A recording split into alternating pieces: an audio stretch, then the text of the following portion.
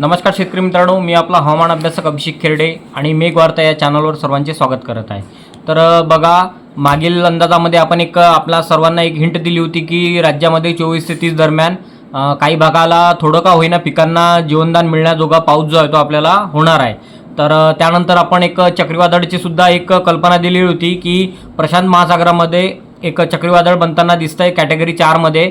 त्याचा जो आहे तो प्रभाव जो आहे तो आपल्याला थोडाफार का होईना आपल्या कमी दाबावर तो होताना दिसणार आहे। तर नक्कीच त्याचा जो फायदा आहे शेतकरी मित्रांनो, थोडाफार जेवढा आपल्याला होणार होता तेवढा तो आता सध्या होताना दिसत नाही आहे। पण तरीसुद्धा आपण बघा, साधारण आपल्या अंदाजानुसार 2 महिन्याच्या आपण आता तारखा काढलेल्या आहे आणि पुढील व्हिडिओमध्ये आपल्याला त्या संपूर्ण मिळणार आहे। तर शेतकरी मित्रांनो, एकच सांगतो की आपला जो व्हिडिओ आहे तो संपूर्ण आपल्याला बघावा लागेल जर आपल्याला तारखा हव्या असतील तर।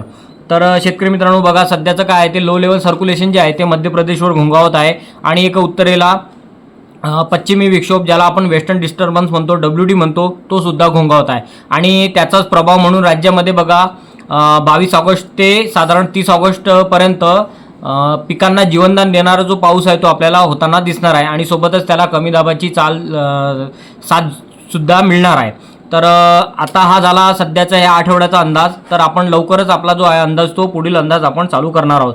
तर बघा, आपण पश्चिम महाराष्ट्रामध्ये जर एक साधारण थोडक्यात आपण काही जिल्हे घेऊया आणि व्हिडिओच्या शेवटी आपल्याला सर्व जे आहे ते स्क्रीनशॉट आपल्याला मिळून जातील, म्हणजे जेणेकरून आपल्याला पुढील नियोजन करायला बरं होईल।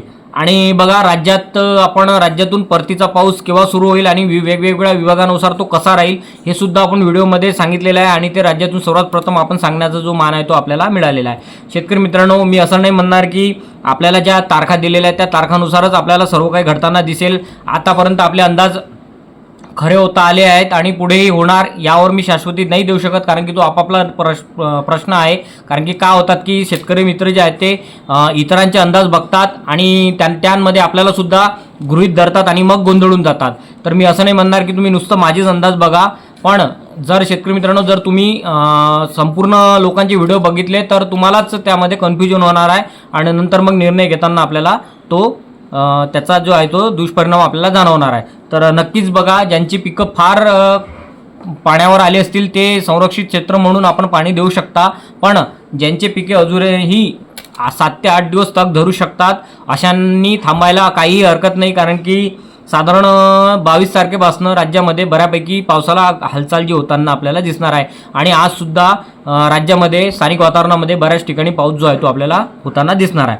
तर बघा, यामध्ये विदर्भ आलेला आहे, मराठवाडा सुद्धा आलेला आहे आणि पश्चिम महाराष्ट्रामध्ये सुद्धा आज जो आहे तो स्थानिक वातावरणामध्ये पावसाला हालचाल जी आहे ते होताना दिसणार आहे आणि ज्यांची पिके खूपच वाईट कंडिशनमध्ये आहे ती पिके यावेळेस यामधून निघताना आपल्याला दिसणार आहे। तर चला मग शेतकरी मित्रांनो, आपण एक स्क्रीनशॉट टाकूया आणि त्यानुसार आपल्याला जे आहे ते नियोजन करणार आहे।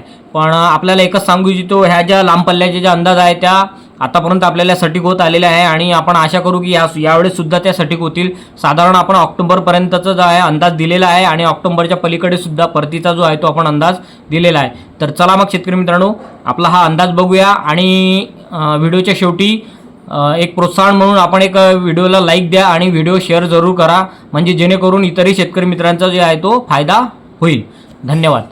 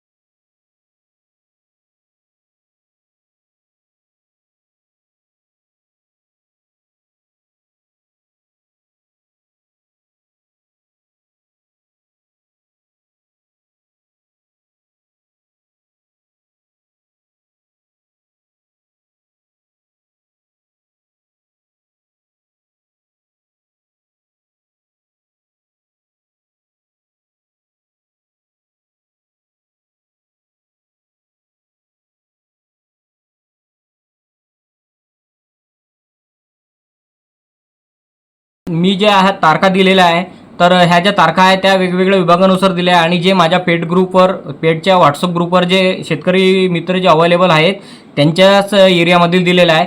तर आपण थोडंफार जे आहे ते 30 ते 35 किलोमीटरमधील अंतरावर अंदाज धरून आपण हा अंदाज गृहीत धरू शकता. तर आपल्यासुद्धा हा अंदाज कामात येईल, कारण की शेतकरी मित्रांनो, आपण नुसतं पैसा बघत नाही आणि आपण सर्वांनी त्यांचे धन्यवाद मानले पाहिजे की त्यांच्यामुळं आपल्याला जे आहे ते एवढे लांब पल्ल्याचे अंदाज जे आहे ते सटीक मिळत आहे आणि पुढचं नियोजन जे आहे ते करता येत आहे. तर आपल्या पेड ग्रुपवर जेवढेही सभासद आहेत त्यांच्यामुळंच खास करून आपण जे आहे ते लांब पल्ल्याचे अंदाज आपण देऊ शकतोय. कारण की कसं आहे शेतकरी मित्रांनो, आपण जे आहे ते पोलंड देशाचं मॉडेल वापरतो आणि ते फार महाग असतं. त्याच्या कारणामुळं काय होतं की आपल्याला तो जो आहे तो खर्च झेपत नव्हता आणि यावर्षी आपण अंदाज जो आहे तो बंद करणार होतो लांब पल्ल्याचा देणं. पण काही शेतकऱ्यांनी होकार दाखवला, त्यांनी सभासद फी घेतली आणि त्यांच्याचमुळे जे आहे ते हे शक्य झालं. तर जरूर त्यांचे आभार माना शेतकरी मित्रांनो. आणि ज्या ज्या भागाला दिलेला आहे अंदाज तो गृहीत धरून आपण आपली कामे करू शकता. व्हिडिओ जर आवडला तर आपण लाईकसुद्धा करा आणि चॅनलला सबस्क्राईब करून शेअर जरूर करा.